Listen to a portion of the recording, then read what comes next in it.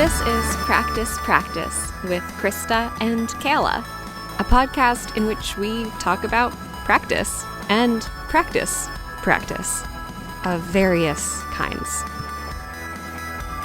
Missed out all the times we had together. Think of whether we would actually have our time. Here's this guy. Oh my god, hello Spotley.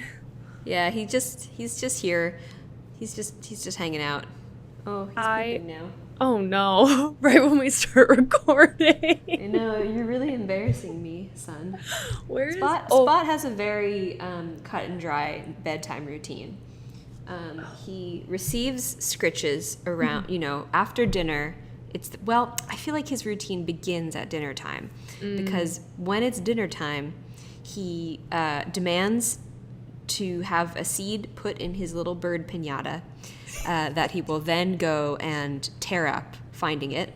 And then when dinner is done, he demands scritches on couch. And then when it's 9:30, he knows it's bedtime and he'll start squeaking and he'll fly over to his cage and you stick him in, and then and there he is in the back, and then you put him in and his little hat. And he gets all cozy in his little house, and oh dear, yeah, and then he snuggles up. He gets all fluffy and hissy. He'll be like, "This is my bed. You can't come in." And then you put his covers on, and then that's bedtime. That's so a good bedtime routine. It's so simple. It is. It's so simple. Bill just sleeps all the time.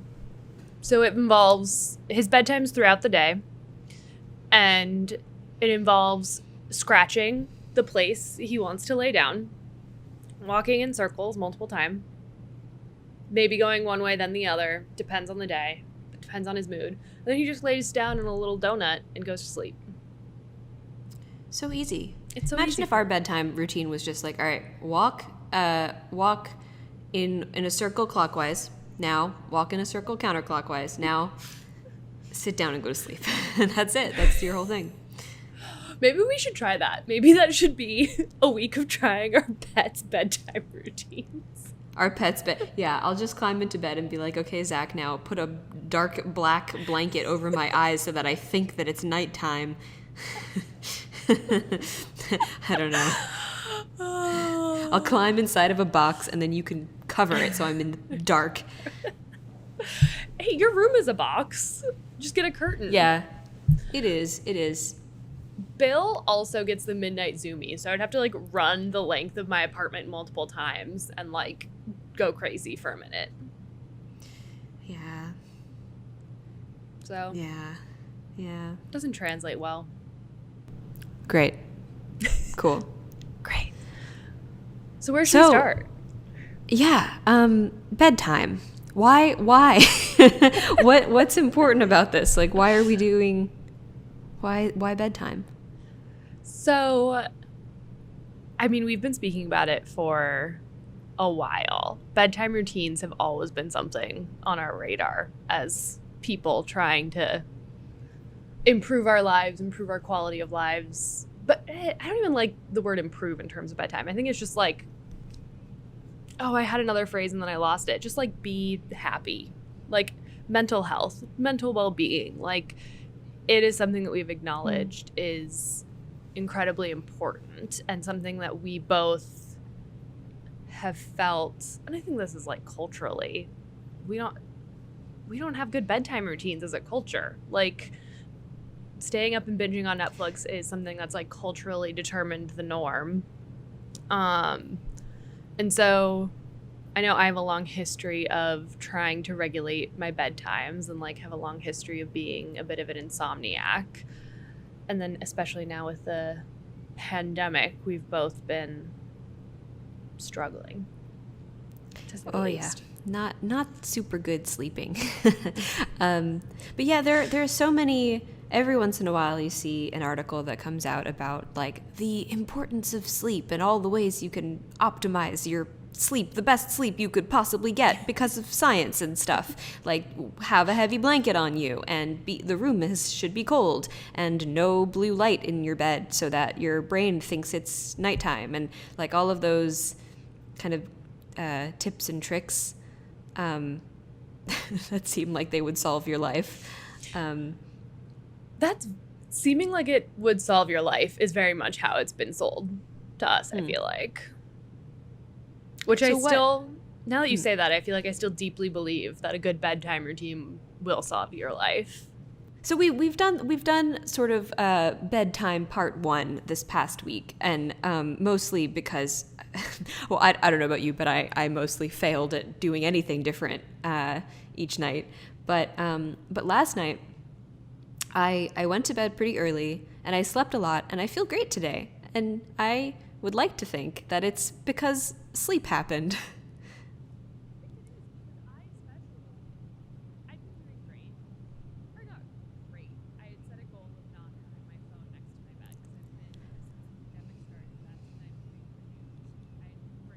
Mm.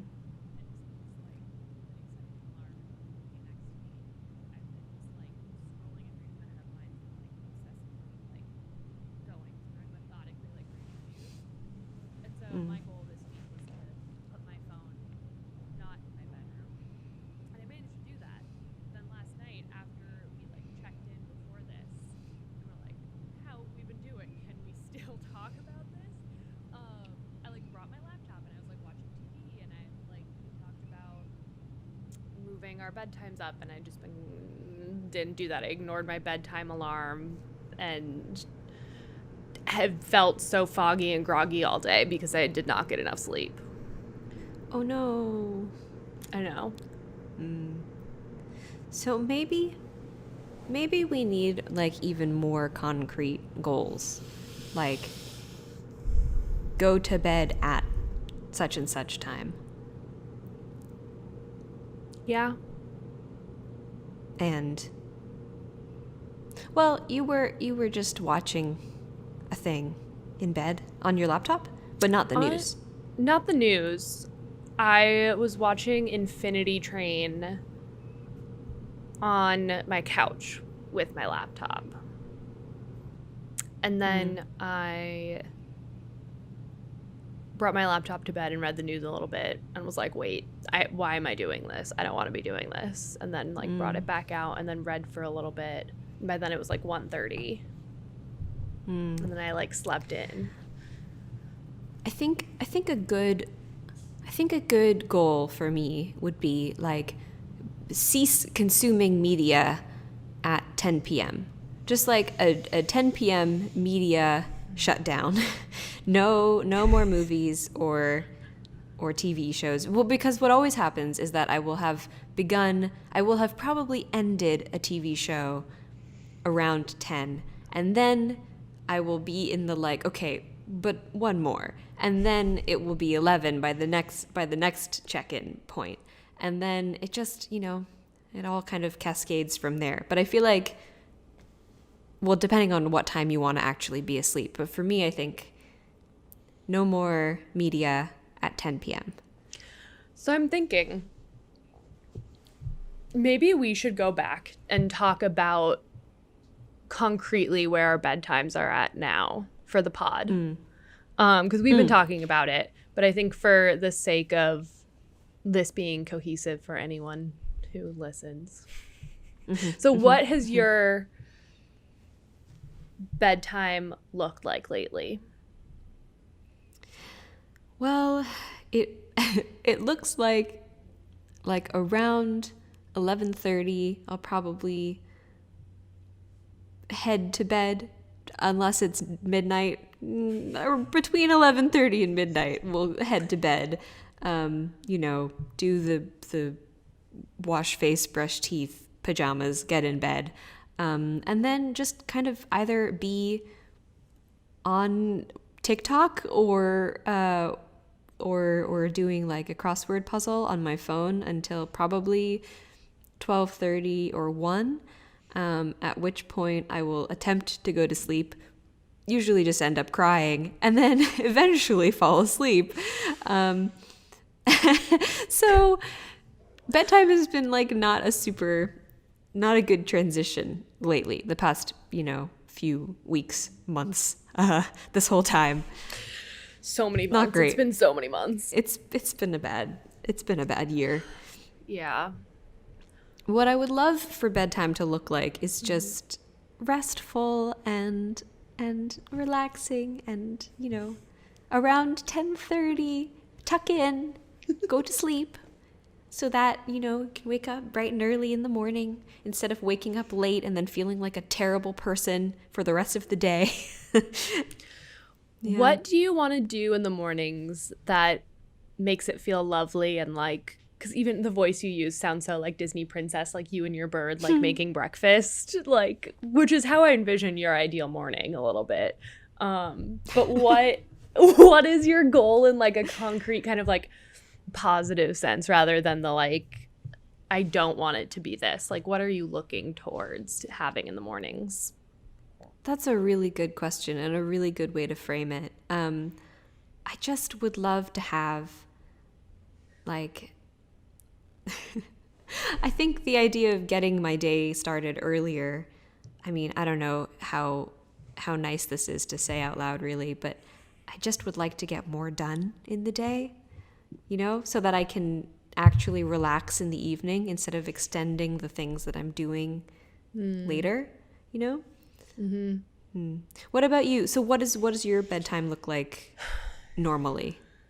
So I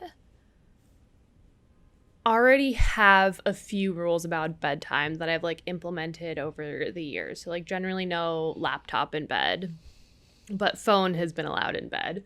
But I don't let myself watch like TV proper unless I'm like very intentional about it until after dark. So like during the summer now, it's been like meant that I'm not starting something until like 8:30, 9 p.m. And then it's like, so I've been feeling very confused about like how to do that. So bedtime now looks like starting, I'll probably be like watching TV or like YouTube if I don't want to, because like TV hasn't even been sounding that good lately. Now I've just been kind of like, I want something more mindless. And then around like 11:30 I'll be like, oh, okay, I need to go to bed. Like I'm trying to go to bed earlier, and I've started this meditation class which has been getting me up earlier, except for days when like last night I just like kind of was back on my bullshit and not just kind of procrastinating going to bed. I think that's what I do. I almost feel like a little kid at bedtime and always have, of like just really defiantly like, I don't want to go to bed. Like there's too much stuff. Like I've always been a night person, and like my body tends to like get its second wind of energy at like 11 p.m. and that's when I'm motivated to like do things. And so bedtime feels like it's like a time to like consciously be like, no, I'm not going to do that now. I want to get up and do things, and I want to like not be up super late. So it's kind of like washing my face, brushing my teeth, getting into bed, and then like during quarantine it's been a lot of like reading the news, and then maybe reading like an article in a magazine or a short story. It's only recently that I started reading a novel again, and I've missed it so much. And now that I'm reading that, it's like also keeping me up later because I'm like saving it for bedtime and then like want to keep reading because it's really good. And it's a time of kind of like meh feeling. That's just like, I guess like I'm craving like more structure with it, or like when I try to implement like a structure of like go to bed by this time, I just ignore it. Like I'm really good at kind of that, like I'll go to bed in a second. And then it also changes when my partner is over. But I feel like that's a whole other level, and I want to just like be working on my bedtimes when I'm home alone first and get that being a like solid routine to then kind of ease in for when Will's over. Yeah, that makes sense. I think for me, media consumption is kind of at the heart of like problem bedtime for me, where like media or especially like TV shows, really gripping TV shows, which I will kind of use to procrastinate going to bed, and not necessarily because I'm like mindfully like consuming the media, but because I just am trying to avoid the anxiety that comes up that I've been putting off all day. And there's something about, when you're in bed at night, there's nowhere to hide, and all of a sudden like the stuff that you've been avoiding thinking about or bottling up all comes up at bedtime. And maybe one way to deal is to like have healthier coping mechanisms, or like have times when you're bringing that stuff to addressing your anxiety at other times of the day, so that nighttime doesn't have to be like the automatic time that happens. But last night, my partner who I live with was busy, was doing like a social thing on Zoom, a Zoom social thing. And so I usually would be watching TV with him, but instead like went to the bathroom and did like a face mask and like watched a silly YouTube video that I don't care about and don't recall. And then just like moved into bed, read a little bit, and just was really tired. And so I went to bed. It's so boring, but that's what I want. That's what I strive for in my life. Lit a candle in the bathroom. It was so good. So nice. Ooh, I love that. I mean, I think both of us want kind of boring adult bedtime routines. Yeah. Is like what this conversation is about. We want to like feel more adult and like in control of them, I think also. It like, which I don't know, is it okay to want to control our bedtimes? Or is that like... I mean, I don't think we're being super rigid about them. I think we just want to feel good about them. Like we want to feel like we're doing something healthy for ourselves, so that when we do want to be indulgent and like stay up late with a good book or whatever, like we can do that. Growing up as a kid, did you have like a bedtime routine? I didn't necessarily. It wasn't a like routine of like brushing teeth. Like I was also a very willful kid, and my mom likes to point out that she could never get me to do anything that I didn't want to do. But I always, I'm also such a Taurus where there was a period as a child where I demanded a slice of sourdough toast with butter, like lightly toasted, lightly buttered, and one of those to-go Gatorade bottles that had like the very special mouth that was kind of like oval moon shaped. Like it just was like, I guess it was almost like pacifier shaped. Like the shape of this lid was just so like soothing in my mouth, and it had to be chilled from the fridge. And those were the things I had to have at bedtime. And like every night? Every night. Wow. Yeah. And like the toast with butter too. Like I think it was like very much carbs have always been something incredibly soothing for me. Which I guess I didn't fully connect that back to that being a bedtime thing. But yeah, it was more just like I needed and wanted those things.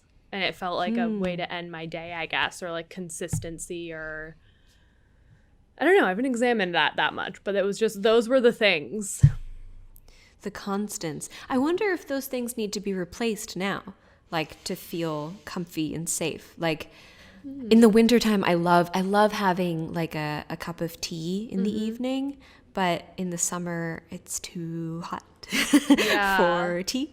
But it would be really nice to, maybe that there needs to be like a ritual, a little consumption ritual. Yeah. And like, but beyond that, you go ahead. I was going to say, during the summer, I always crave ice cream, and like lately I've been having ice cream, but I don't want it to be a food item. Like I want bedtime to be, or comfort. I have a history of using food to comfort myself, not always with control. Does tea count as a food? What if it's fine. Just like I don't like tea. An aromatic experience? Oh, you don't like tea? Yeah. I like it. It grows on me. I go through phases, but it always just tastes like watered down water. It's weird. It is that. Maybe, as a Taurus, maybe what you need is like, let me tell you what you need. But maybe there's like something sensory that needs to click for you. Like instead of, you've mentioned that your alarm starts going off, or you have like a clock radio that starts going off at bedtime. It's my Sonos. But maybe it needs to be like. Yeah? Okay. Well, maybe it needs to be like a candle that you light, and then it's getting ready for bedtime. Yeah, you must light it, and then I do that in the winter, or like because it gets dark so early. I love I've realized that lighting candles and like having that warm glow really helps with my mood. But it's so just like being in New York, where it's relatively far north, like the vast changes in light per season like really means that we have to have different routines for bedtime. I guess so. But I can light candles if in you have summer. windows in your bedroom. I don't. Neither of us do, really. No, exactly. I guess my apartment though, like and your living room too, are both very light living spaces, just not bedrooms. Yeah. What about you as a kid? What did you have as a routine? Or finish that None. thought? Oh. No routine. Bedtime was like scary time. Bedtime was scary time. It was always scary time, and it was always dreaded. So I've never had a good relationship with bedtime, like, ever. And I babysat. Like, I've babysat a lot of kids who it was amazing. Like, they had really regimented bedtime routines. Like, there was this one child who I loved, and I loved his parents. And every night it was like, okay, dinner at 6 p.m. and then, around 7:30, we go into the bath. We have a, half an hour bath, and then we get into pajamas. We brush teeth. Before or after brushing teeth, we do a little fruit snack. He could have a little snack. Because he wasn't a big eater, so I think his parents wanted to make sure that he had some calories.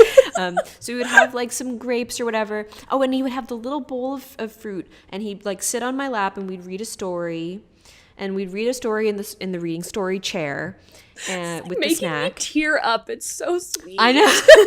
It's so lovely. So, okay. So we would have story time and snack time at the same time. And then after snack, then we would go brush teeth and then put him in bed and tuck him up, and then lights out, and then song time. And then we would sing some songs together until he fell asleep. Or, if he fell asleep, immediately, then you just quietly sneak out of the room. Or if he was being really, hyper, then you'd sing one or two songs and then be like, okay, good night. Kiss, hug, and then out of the room. And it was, it was so lovely. Yeah. It was so nice. I'd like to do that to myself. Yeah, I was going to say, you should do this routine for yourself. This is your goal. Adopt this child's bedtime for yourself. Actually, this is not a bad idea. I think this is a really good idea. Every night I'm just going to okay, I'm going to take a quick little shower because I don't have a bathtub, like a depressed adult, shower time, and then pajamas, no snack because that's probably not good for you. I know. Right before bed. My mom, maybe tea. My mom did. This is also the toast is a piece of shame, because my mom did at one point try to be you can't have toast. This isn't going to be good for you. And I think she might have implied, or it felt implied, that it was about weight gain. And I then dug my heels in more and was like, I'm having toast before bed now. Always. That's not stopping. But anyways, continue. You have tea before bed. I don't know. I always thought of it as a fruit acid thing. Or just he's having fruit and it's probably going to hurt his mouth and stomach when he's sleeping and not, I don't know. I could have made that up in my brain.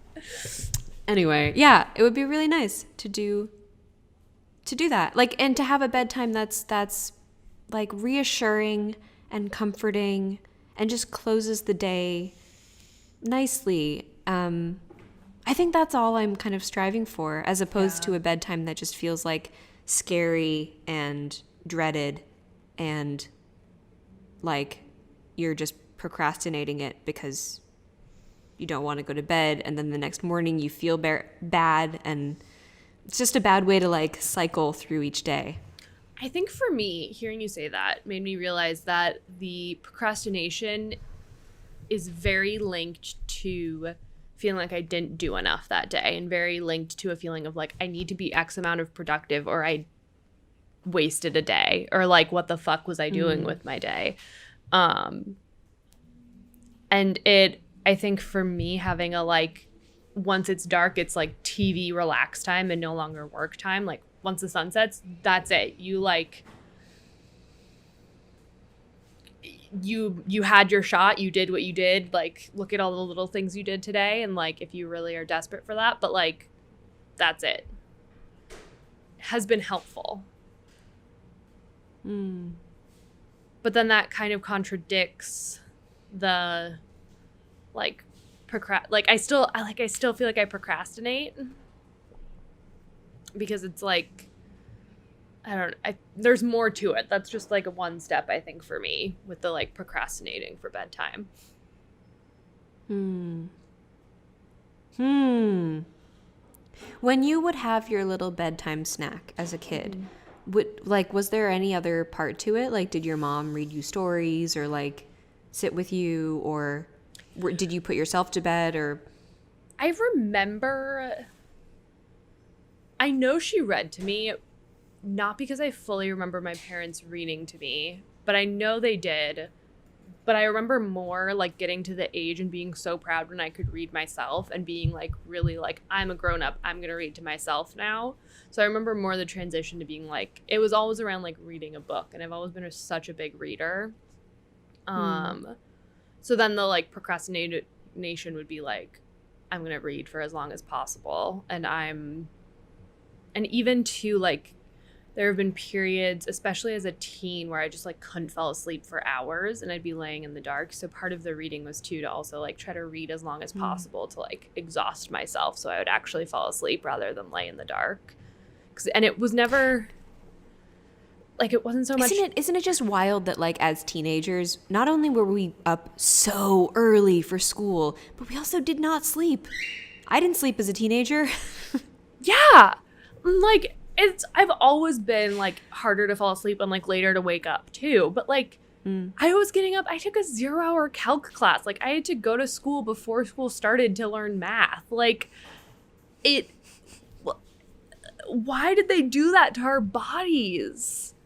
I feel like that also fucked up our bedtime. Like being so sleep deprived for your teen years. I guess. I don't know.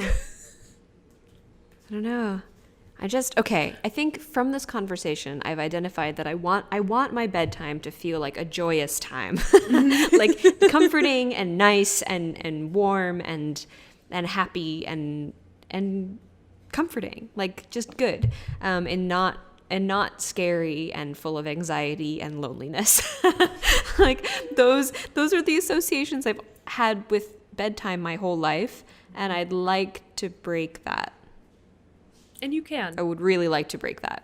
So my goal is to be like intentional about creating that kind of atmosphere for bedtime and to go to bed earlier, because I think the earlier you begin the bedtime proceedings, the more you can do that. Whereas like if you're watching a show until 12 a.m., then suddenly it's like a bedtime rush. Yeah. And there's guilt for having stayed up late and yeah. I mean, I'm such a believer in having small, concrete, like actionable things to do. Otherwise, like the big goals and the like, we need the big goals, but we also need to like figure out like things that we can cross off of our to-do list in order to get there. Otherwise, we're going to like get lost in like everything's tits up and we give up. So what do you... Yeah, let's write down some goals for this week. I love it. I love writing down goals. Okay, good. For me, it's going to be like begin bedtime. No, okay. Yes. Begin begin bedtime at 10:30. Bedtime at 10:30 I think means like begin moving to bed, like get into either get into the water or into pajamas. Wash face, do the things, do the skincare things. Media off. There's a really great podcast actually called The Empty Bowl with Justin McElroy and his associate, and they are cereal professionals. They review and talk about cereal in nice. I think it's described as a meditative podcast. Wow. So maybe play one of those. That's a nice thing. I feel like we could both talk about morning goals too as a motivator for instigating bedtime goals. Yeah, that's a good thought. And I think for me, it's easier, or at this point, I'm like 20 days into this meditation course, and I'm not getting up as early as I was at the beginning, but I still I want that. I want to wake up at 7:30 in the morning and meditate on weekdays, and then on weekends I can like sleep in a little later, and then like make breakfast, have coffee, and then Monday, Wednesday, Friday I go to the ceramic studio for an hour from like 9 to 10:30 if I leave a little bit later, and like that's my morning routine, and I've like lived that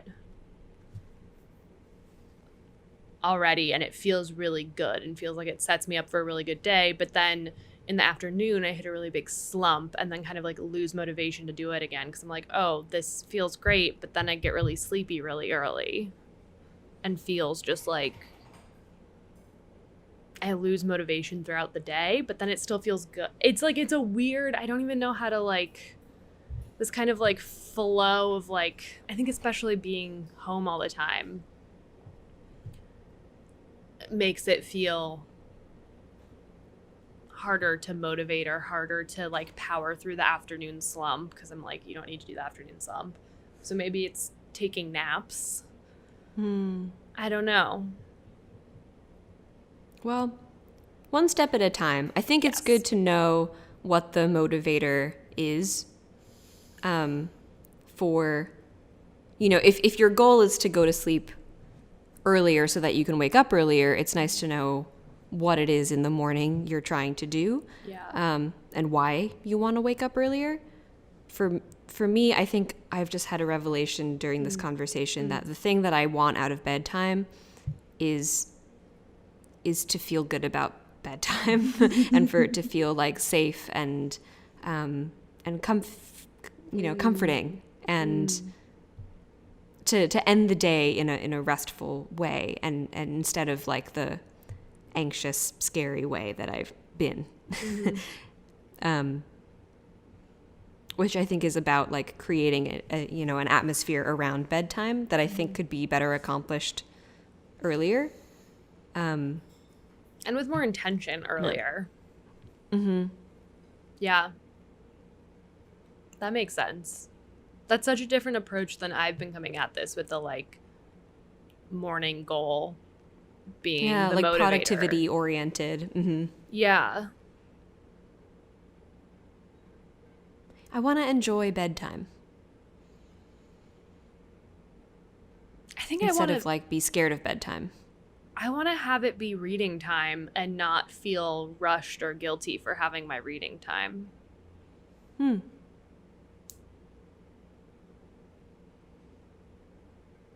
Like I want to budget an hour before the lights go off between when I get in the bed to read.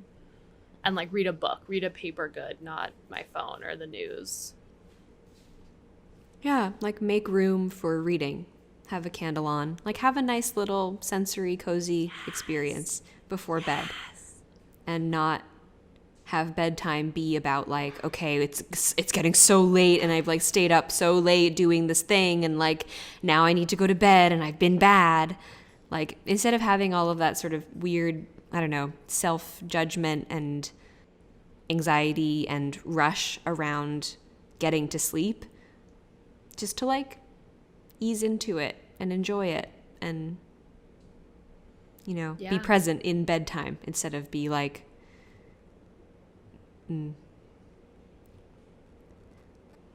the other thing, the opposite of that. Yes.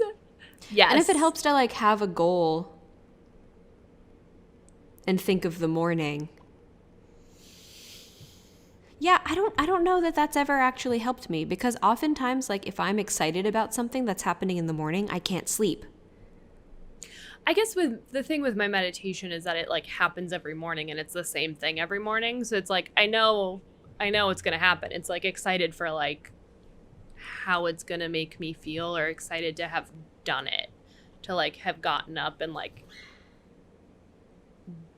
done the practice, rather than like, oh, it's the first day of school, like something new is starting tomorrow. It's like a very different type of excitement. So maybe that's just another week, morning routines after bedtime routines. I think so. Yeah. I think right now for me, I think that I would like to focus on like making bedtime pleasant and enjoyable and like it's kind of a sacred time. And then getting up in the morning can be its own separate thing, because as much as we'd love to be like, I'm going to wake up at, 5 a.m. and be Oprah and do all of the things, it's much harder to remember what your motivations are when it is 5 a.m. and you're like, well, I could go back to sleep for another hour. Yes. And I think with quarantine, we are in a very fortunate, as non-essential workers, very fortunate place where we have an extended period of time where we don't need to be up for anything, which we're both going back to school in different capacities soon. So that I think, it has a time limit now, like until like a month or so ago, it didn't have a time limit, which is a whole other mind. Really true. I'm so relieved not to be commuting. Not to gloat, but I'm just so relieved. I really miss it. Because I think, and this is where my goal to go back to bedtime is to instigate an hour reading time before bed, because I had stopped doing that for the past few years because the train has been my reading time. So I just would go through so many books because I would be reading for like half an hour one way and half an hour back every day, and that would be my hour of reading time daily. So it's about recalibrating that to life not on the subway. Yeah. So that's my bedtime goal. You didn't convert me. It feels like a conversion to the lovely bedtime routine, but going back to reading a book before bed and budgeting for that is what I want, so I don't feel guilty about it. Yeah. Like looking forward to bedtime and the nice cozy time that bedtime will afford, rather than having bedtime be like a function of a productive morning, but like actually just enjoying the bedtime itself. Do you shower before bed? That's another routine that has been variant. When quarantine started, I was doing yoga at noon and then would shower right after. But I've always been a night shower, and I enjoy it. Right. And so, like, I haven't worked out yet, so I might, like, work out now, eat, and then shower before bed. I love being all clean and getting into bed. It's so nice. Clean and moisturized. Me too. Are you good at, keeping to showering before bed, or has it been variable? No. It really, like, when you have a job or you're in school, like you have a daily thing that gets you out of the house, showering would become either a morning thing or a nighttime thing. And it kind of depends also on like your partner's schedule, because Zach is was always more of a morning shower, but because now that we're at home, I will just shower in the middle of the day if I have gotten sweaty before then. Like if I've been doing a workout, then I can go shower right after. But Yeah. maybe it'll be nice to just like it's really nice, but it does feel kind of like an interruption in the middle of the day, and I would like to just like, I don't know, wash face, get on with the day and get back to what I was doing before I started the workout, and then shower at night. That could be a good routine.